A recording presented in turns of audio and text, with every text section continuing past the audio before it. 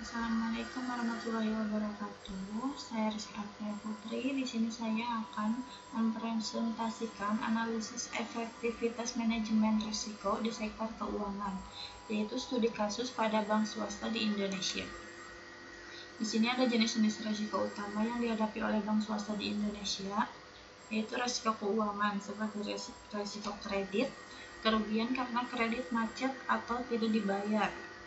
Yang kedua, risiko likuiditas, kesulitan memenuhi keuangan jangka pendek. Yang ketiga ada risiko rate atau suku bunga, perubahan suku bunga yang mempengaruhi pendapatan. Dan yang keempat yaitu risiko valuta asing atau fluktuasi nilai mata uang asing. Di sini juga ada risiko operasional. Yang pertama risiko manajemen, yaitu kegagalan strategi dan pengambilan keputusan. Yang kedua risiko teknologi, yaitu kegagalan sistem dan keamanan data. Yang ketiga yaitu risiko sumber daya manusia, yaitu keterampilan dan motivasi karyawan. Yang keempat risiko kombinasi, yaitu pelanggaran peraturan dan regulasi. Kemudian di sini juga ada risiko strategis, risiko persaingan dengan bank lain, dan risiko regulasi, perubahan peraturan dan kebijakan pemerintahan. Yang ketiga ada risiko ekonomi, dampak krisis ekonomi dan inflasi. Dan yang keempat ada risiko reputasi, kerugian reputasi karena kesalahan atau skandal. Risiko lainnya di sini yaitu risiko lingkungan, politik, dan risiko sosial. Evaluasi strategi mitigasi risiko untuk menghadapi tantangan pada bank swasta di Indonesia. Yang pertama ada strategi mitigasi risiko keuangan, strategi mitigasi risiko operasional, dan strategi mitigasi risiko strategis.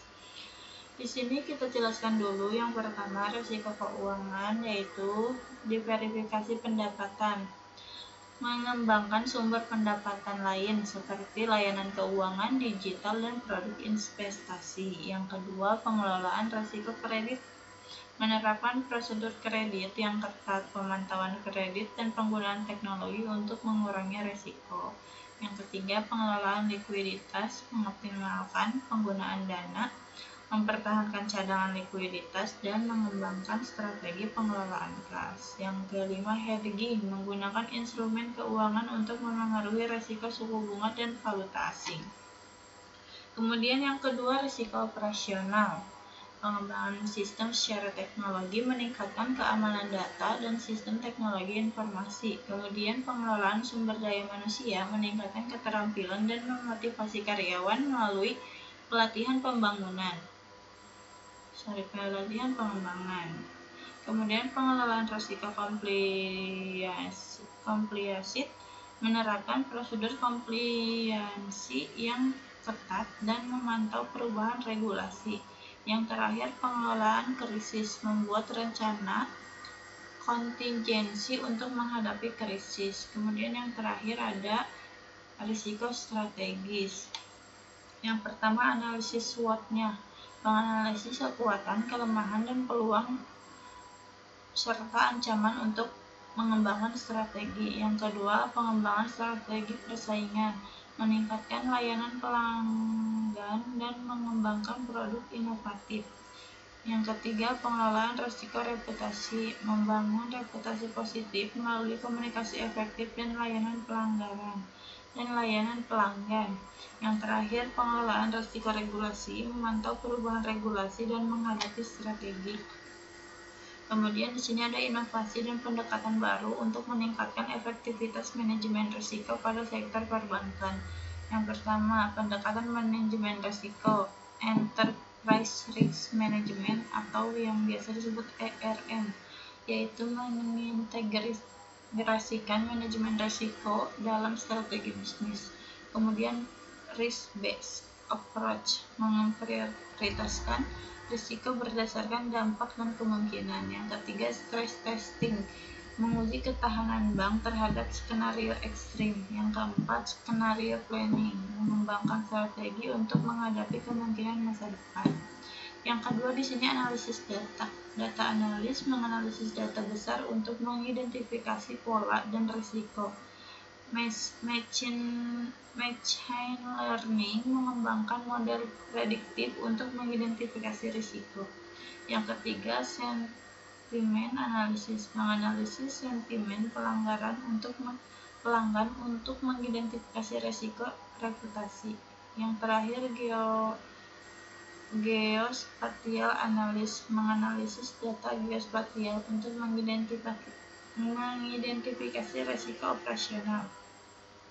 Yang ketiga, pengembangan kapasitas. Yang pertama, pelatihan dan pengembangan, meningkatkan kemampuan karyawan dalam manajemen risiko. Yang kedua, kerjasama dengan instansi lain, berbagi pengetahuan dan pengalaman dalam manajemen risiko.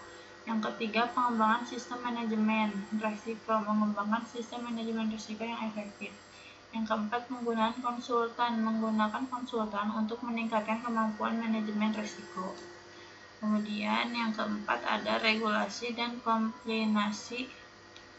Yang pertama, pengimplementasian regulasi, mengimplementasikan regulasi dan standar internasional. Pengelolaan risiko implementasi, mengelola risiko kombinasi dengan efektif. Kemudian yang ketiga, penggunaan teknologi kombinasi, menggunakan teknologi untuk memantau pengelola kombinasi. Dan yang terakhir, pengembangan sistem pengendalian, mengembangkan sistem pengendalian intern yang aktif. Kemudian di sini ada analisis berbasis data.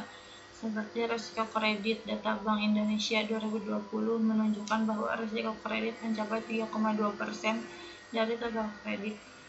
Yang kedua, risiko likuiditas, data OJK tahun 2020 menunjukkan bahwa rasio likuiditas bank mencapai 120,3%. Yang ketiga ada risiko operasional, data JKP tahun 2020 mencakup bahwa biaya operasional bank mencapai 15,1% dari total pendapatan. Contoh kasusnya di sini ada kasus Bank BCA menggunakan teknologi EA untuk mengidentifikasi risiko karena mengurangi NPL atau non-performing loan sebesar 20%. Yang kedua, kasus Bank Mandiri mengimplementasikan sistem manajemen risiko yang terintegrasi dan mengurangi risiko rasional sebesar 15%. Yang ketiga, kasus Bank BNI menggunakan analisis data besar untuk mengidentifikasi risiko reputasi dan meningkatkan kepuasan pelanggan sebesar 25%. Di sini ada rekomendasi inovatif. Yang pertama, penggunaan teknologi blockchain untuk meningkatkan keamanan dan transparansi transaksi.